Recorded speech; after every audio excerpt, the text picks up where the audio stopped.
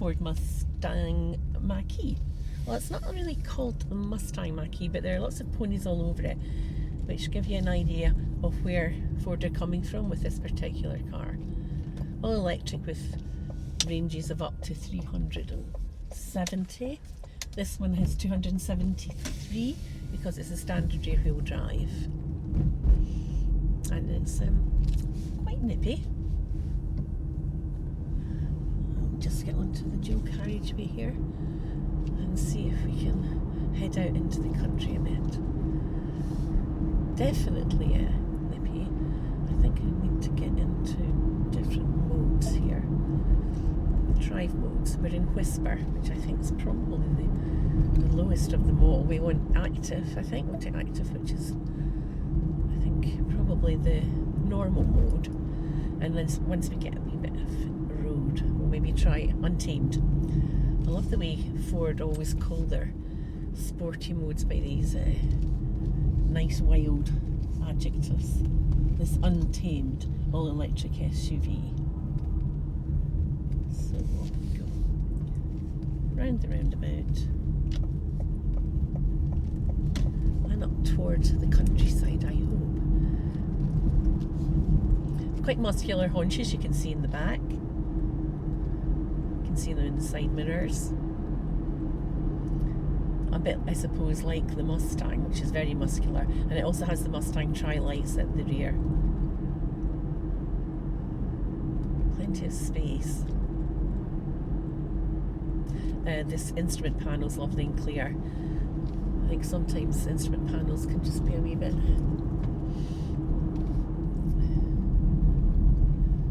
confusing when they have too many things on them. So we're heading out towards West Calder here now. And I managed to get in touch in front of that little Fiat 500 and in active mode. There's a couple of USB settings here, a couple of USB plug-ins, which is handy.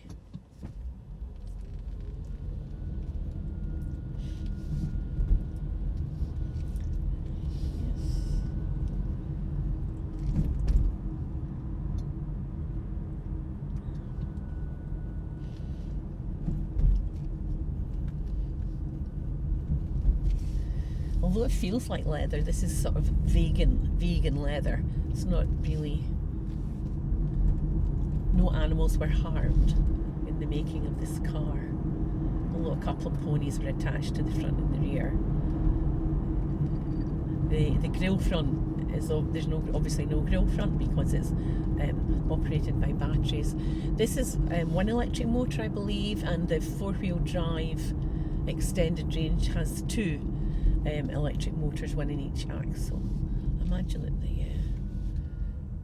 I think I'm in the wrong lane here, but I'm not going to bother. I'll just go down to the left.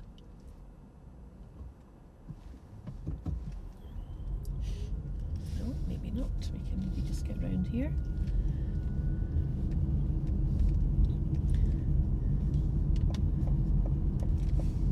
Yeah, that went okay.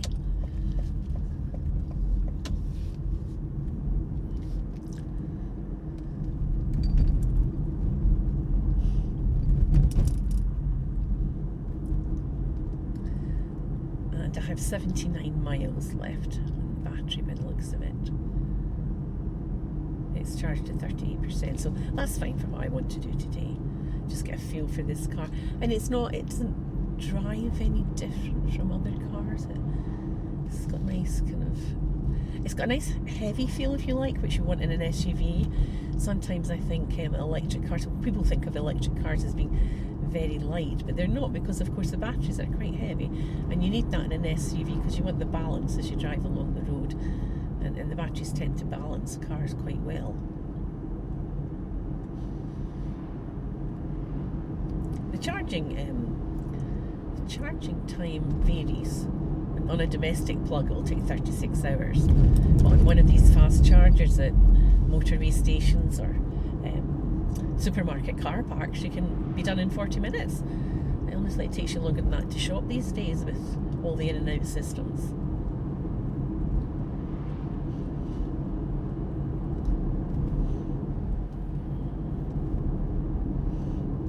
Feels very safe, which is why a lot of people buy SUVs. They want the sort of the height and the sort of feeling of a nice cage around them if anything should happen, either to them or the kids. And before I got into this car, I had a look at the Mach-E's boot, and it's enormous. There's also actually a secondary boot in the front with an escape hatch should you lock one of the kids in, which sometimes you probably would feel like doing.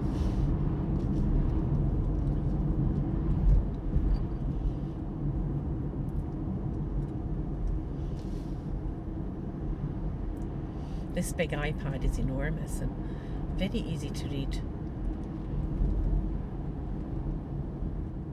It's also got the sound system. You put your finger on the sound system and you can move it anywhere in the car. Portable stereo kind of thing. Interesting. And the car also has other buttons outside to get in the doors, so you don't actually have a handle. You just press the button and the door comes open. And it also has a safety feature of, if you've just opened it, it won't quickly relock and trap a child's fingers in it, which is, I don't know, I remember getting my fingers trapped as a child, and it's one of the sorest things ever. So good safety features. Cameras all round to see what's going on. Reversing sensors, things like that. These are all the things that just make life easier when you're driving a car these days, particularly in car parks, supermarket car parks, where the spaces seem to get smaller. But somebody said to me the other day, it's not the spaces get smaller, it's that the cars are getting bigger. So this is an awkward reverse here.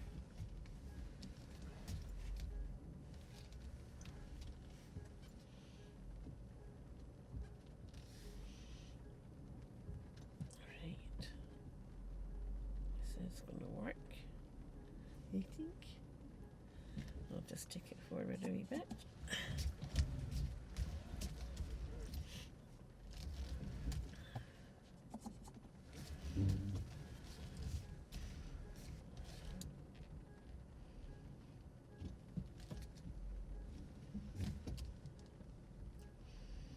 This reversing camera is magnificent. I think I may have killed a few cones in the way in, but